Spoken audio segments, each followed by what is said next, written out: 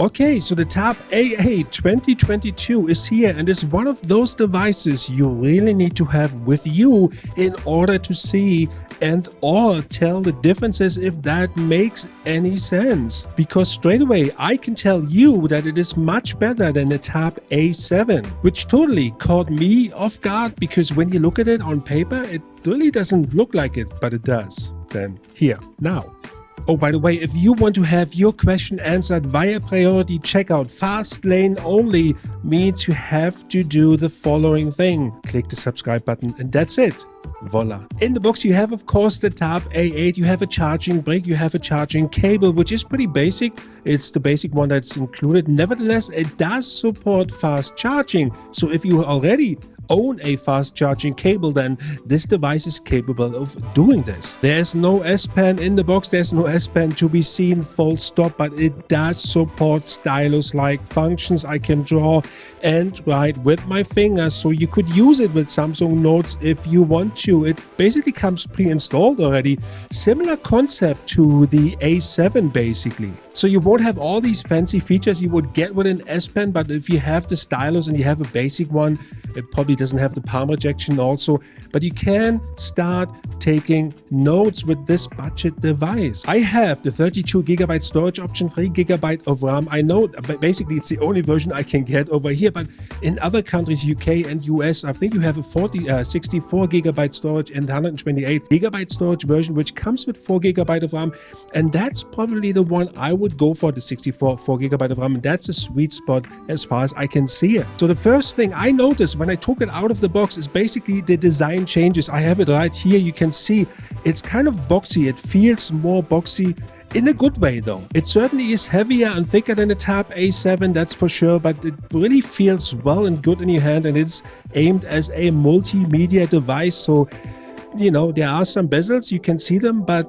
they are there for a reason, to hold them, to hold the tablet. So it comes with Android 11, One UI 3.1, and I was hoping that it comes with Android 12 as a surprise, but it doesn't, so we have to wait for that to come along. Something else I noticed right away is how responsive the Tab A8 is compared to the Tab A7, and let me explain.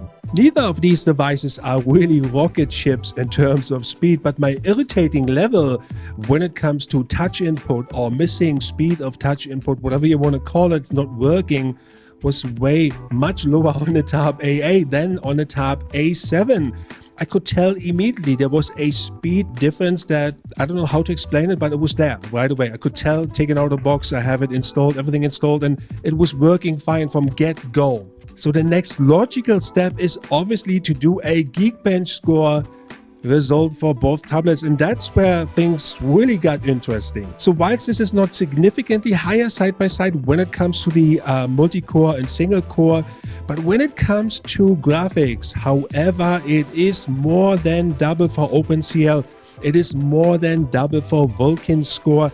This will have a positive impact on anything you do that uses GPU power. Light gaming will be way better. Now, just one word of caution: if you download Fortnite, or you try to download Fortnite, it requires 4GB of RAM. So this version, maybe there's a workaround, will not work, but the 4GB of RAM version will work with Fortnite with the download. And overall, in terms of speed, maybe that was what I could tell. Maybe that's the whole difference with the chipset included. I could tell immediately, and maybe that was the reason for it.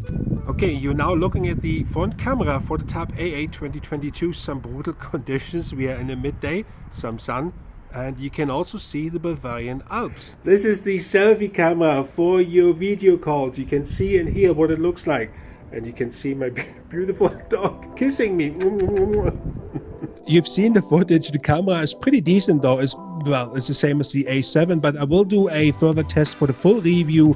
I will do this inside in sort of a controlled environment for video calls. As for the display, apart from the aspect ratio change, there is not much difference between the A7 and the A8. It's basically kind of the same really when you look at it. However, the overall package for the A8 was better. I felt everything was better, was more fluent. This is what I meant at the beginning. As one of those devices you need to have in order to make an informed decision. And one thing you should also consider when you buy, or if you're wanting to buy an A8, basically the 3 years of operating system support updates start now, start today, which means it will end in 2025. So you have 3 years of operating system. Obviously, security patches and everything else comes along later, will be about 5 years. So that's something you need to also bear in mind. As for biometric login, it has Face ID, no Touch ID, and of course the usual screen lock types such as PIN and password and pattern or what have you, but it's no Touch ID. Important for you productivity folks out there, it does not have DeX, neither does it have the wireless display capabilities. QuickShare is present in order to be fluid in your Samsung ecosystem, but if you are looking for DeX, it's not here. Okay, you know what to do for the priority checkout. If you have any questions, let me know. Subscribe in order to be in a fast lane. I will try to answer them as fast and as accurate as possible just for you. Thank you for watching. Peace.